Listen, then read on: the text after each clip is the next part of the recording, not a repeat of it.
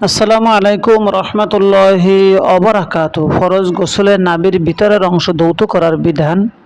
ফরজ গোসলে নারী পুরুষ সকলেরই জন্য নাভির ভিতরের অংশে পানি পৌঁছানো জরুরি।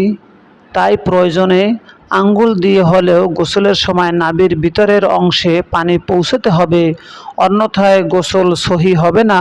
অধিকাংশ মানুষই এই বিধানের ক্ষেত্রে উদাসীন, তাই খেয়াল করে নাভির ভিতরের অংশে পানি পৌঁছাতে হবে। উক্ত মাসালাটির সমাধান দেওয়া হয়েছে কাজীখানা প্রথম খণ্ড 46 পৃষ্ঠার মধ্যে উল্লেখ রয়েছে। আলমগীরি কিতাব প্রথম খণ্ড 14 পৃষ্ঠার মধ্যে উল্লেখ রয়েছে। অন্য একটি মাসালা, ফরজ গোসলে মহিলাদের চুল ধৌত করার বিধান। ফরজ গোসলের সময় যদি মহিলাদের চুল বেনি পাকানো থাকে তাহলে শুধু চুলের গোড়ায় পানি পৌঁছইলেই চলবে। বেনি খুলে সমস্ত চুলে পানি পৌঁছানো জরুরি নয়। পক্ষান্তরে যদি বেনি পাকানো না থাকে তাহলে আগা হতে গোড়া পর্যন্ত সমস্ত চুল ধৌত করা জরুরি।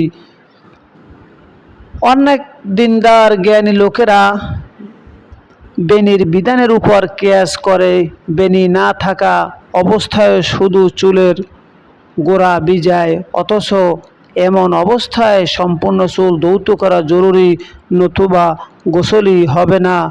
উক্ত মাসালাটির সমাধান দেওয়া হয়েছে হেদায়া গ্রন্থ প্রথম খণ্ড 37 পৃষ্ঠার মধ্যে উল্লেখ রয়েছে। ফাতোয়া আলমগীরি কিতাব প্রথম খণ্ড 13 পৃষ্ঠার মধ্যে উল্লেখ রয়েছে। স্বামী কিতাব প্রথম খণ্ড 142 পৃষ্ঠার মধ্যে উল্লেখ রয়েছে। দারুল উলুম প্রথম খণ্ড 157 পৃষ্ঠার মধ্যে উল্লেখ রয়েছে। আহসানুল ফতোয়া দ্বিতীয় খণ্ড 65 পৃষ্ঠার মধ্যে উল্লেখ রয়েছে।